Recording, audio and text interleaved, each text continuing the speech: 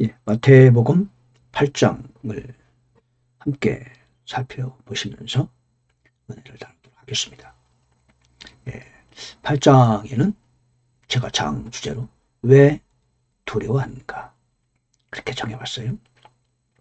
우리들이 너무 일상생활, 믿음생활 하면서 두려움에 가끔 사로잡히는 경우가 많은 것 같아요. 걱정이죠. 첫 번째, 슬피 울며 이를 간다. 두 번째, 제자의 가족을 치료하심. 세 번째, 제자가 되고자 하십니까? 예. 네 번째, 주무시는 예수님. 예. 슬피 울며 이를 갈다. 예. 백부장의 믿음에 관한 이야기죠. 백부장이 예수님께 그렇게 말씀드리죠. 나도 권위 아래 있는 사람이요, 내 아래에도 군사가 있습니다. 이 사람들은 가라면 가고 오라면 옵니다. 주님께서 명령만 하십시오. 그렇게 말씀을 드리죠. 그러니까 예수님이 아주 놀라시면서 말씀하시는 거예요. 이스라엘에서 이렇게 큰 믿음은 내가 결코 보지 못하였노라. 아주 정말 칭찬하시는 예수님의 말씀을 들 수 있죠. 그저 백부장은 아주 예수님의 놀라운 칭찬을 받고 사실 그가 탁월한 믿음을 소유하고 있었어요. 누구든지 믿음을 갖게 되면 그 사람은 믿음이 반드시 나타나게 됩니다. 믿음이라는 것은 눈에 보이게 돼 있죠. 큰 칭찬을 받았어요. 그러시면서 말씀하십니다. 내가 너희에게 이르노니 동서로부터 많은 사람들이 와서 아브라함과 이삭과 야곱과 함께 하늘의 왕국에 앉으려니와 왕국의 자손들은 바깥 어둠 속으로 쫓겨날 것이요 거기서 슬피 울며 이를 갈매 있으리라 하시니라. 그렇게 말씀하시는 겁니다. 이걸 보면은 하늘의 왕국이라고 얘기했지만 우리가 흔히 말하는 구원에 관한 교회의 구원에 관한 그 말씀에 적용해도 큰 문제는 없죠. 근데 여기서는 이제 왕국의 자손들 그렇게 표현했어요. 그렇다면은 왕국을 상속받아야 되는 자손들은 어둠 속으로 쫓겨난다. 그렇기 때문에 이 말씀은 교회에 적용하기가 좀 어렵죠.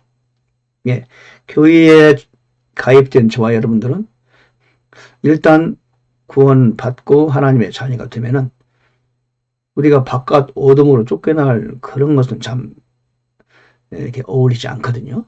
슬피 울며 이를 간다. 이런 것도 우리에게는 잘 어울리지 않아요. 왜? 우리가 구원받으면 우리는 그리스도와 한 몸이 되기 때문에 쫓겨난다거나 버림받는다거나 이런 것들은 일반적으로 성경에서 그 표현을 찾기 어렵습니다. 여기 보니까 왕국의 자손들, 그러니까 왕국을 상속받아야 되는 그런 사람들, 정해진 사람들이 쫓겨난다 그 얘기예요. 그러니까 여기서 말하는 왕국은 1차로 유대인을 의미한다고 봐야 되겠죠. 눈에 보이는 가시적인 나라라고 봐야 돼요. 바깥 어둠 속으로 쫓겨난다. 그래야 되겠죠. 그렇게 일단 해석하는 게 해석하기 좋을 겁니다. 예, 죄송합니다. 자, 그래서 왕국의 정해진 자손, 상속받기로 약속된 자손이라는 얘기는 구약 때부터 아브라함 때부터 혈통의 그 자손에게 약속하신 선지자들에게 약속하신 그 다윗의 왕국, 그 왕국을 그들이 기다리고 있었는데 그들이 오히려 쫓겨날 수 있다. 왜? 믿음을 합하지 않으면 오히려 자기가 받은 그 자리까지도 빼앗긴다는 얘기죠. 그 말씀을 여기서는 하고 계신 거 아닙니까? 더구나 백부장은 이방인 아닙니까? 그렇죠? 그러니까 이방인이 오히려 너희들이 앉아야 그것을 앉을 수 있다. 너희들은 쫓겨날 수 있다. 우리 교회에는 적용이 잘 안 되죠. 유대인들에게 하나님께서는 1차적으로 엘리야를 보내시고 회개를 촉구하시고 그들에게 약속한 나라가 있었습니다.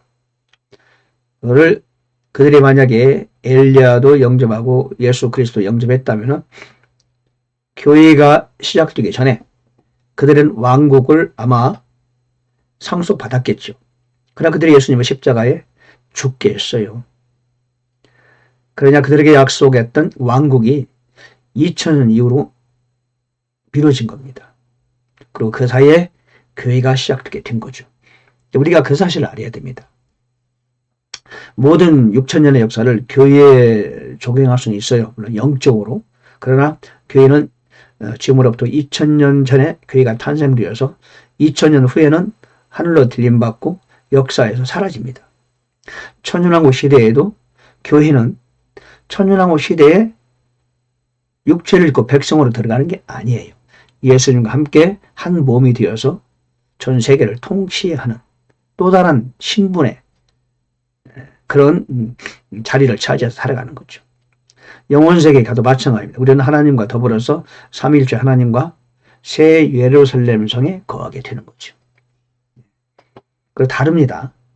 유대인이나 이방인들, 구원받은 이방인도 있습니다.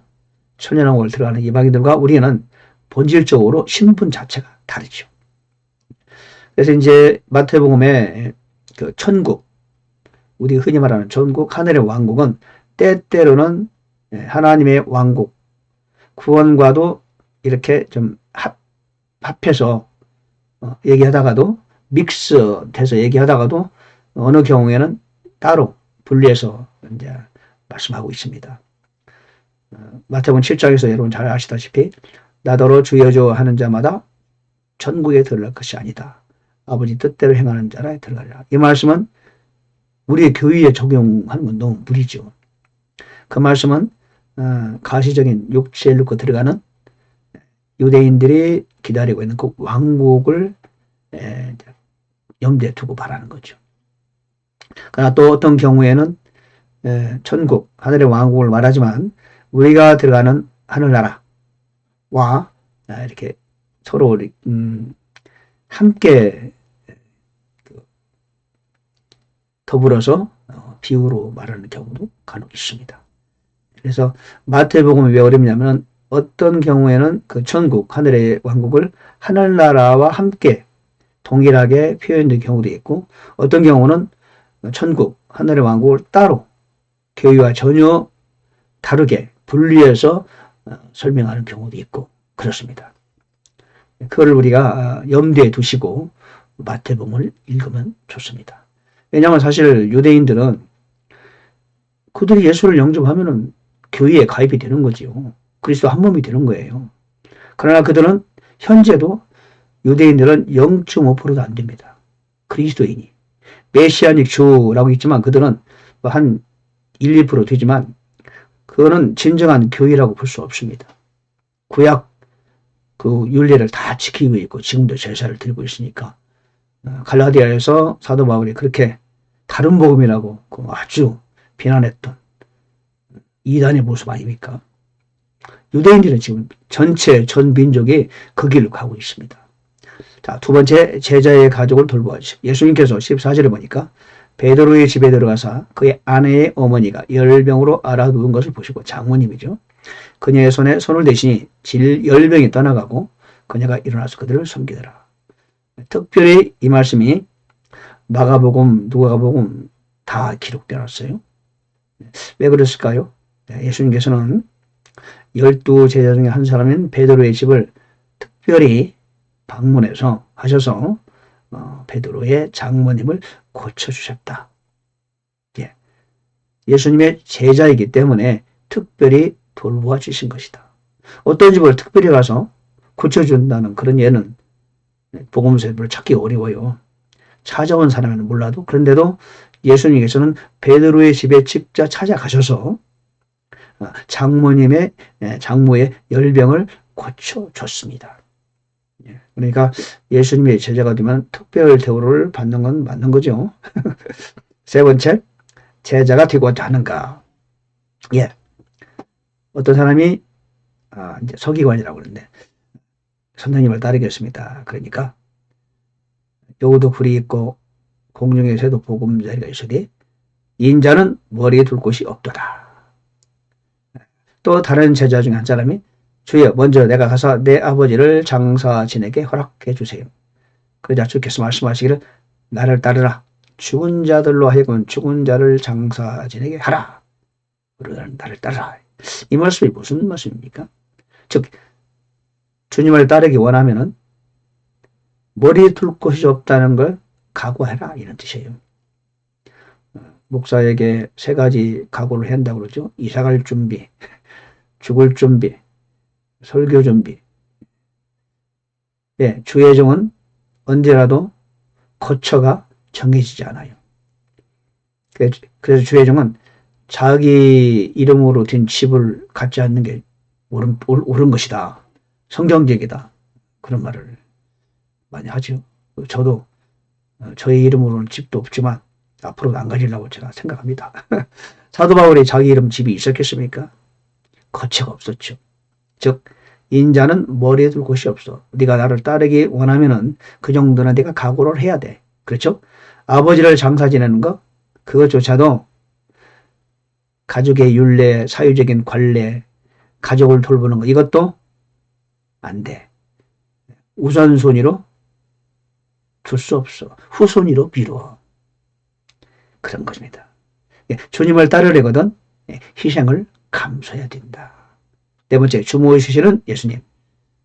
배를 타고 제자들과 함께 가고 있는데 폭풍이 막 일어났어요. 파도가 덮이게 되었어요. 근데 주님께서는 주무시고 계셨어요. 뱃머리에서. 제자들이 깨워요. 주여 우리를 구원해 주세요. 우리가 죽나이다. 믿음이 적은 자들한테 어찌하여 두려워하느냐. 그리고 그는 바람과 바다를 꾸짖으시니 매우 고요하게 되었다.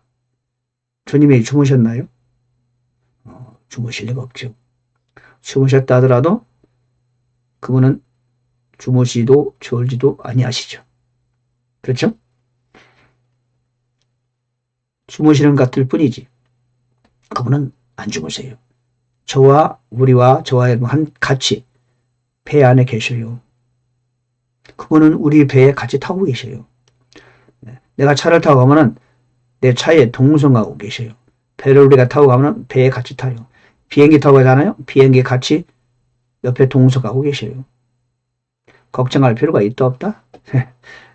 없죠. 우리가 죽나이다. 호들갑 떨 필요가 없어요. 여기 제자들은 호들갑을 떨었어요. 그러자 주님께서 어찌하여 두려워하느냐. 믿음이 적은 자들아. 주님은 주무시는 것 같이 보였지만 결코 하나님은 주무시지 않으세요. 왜 두려워하는가? 마태복음 8장 제목을 이렇게 정해봤습니다. 예. 왜 두려워하는가? 주무시는 예수님? No. 주무시지 않습니다. 제자가 되고자 한다면 예. 예수님은 머리 둘 곳이 없어. 우리도 머리 둘 곳이 없다는 각오를 해야 되겠죠. 모든 일은 중요한 일, 사람 간의 중요한 일을 후순위로 미뤄야 돼요. 그리고 우리의 가족을 근데 예수님께서 먼저 치료해 주신대요. 예. 늘 특별히 돌봐주시는 거죠. 예. 오늘 8장 여기까지 하겠습니다. 감사합니다.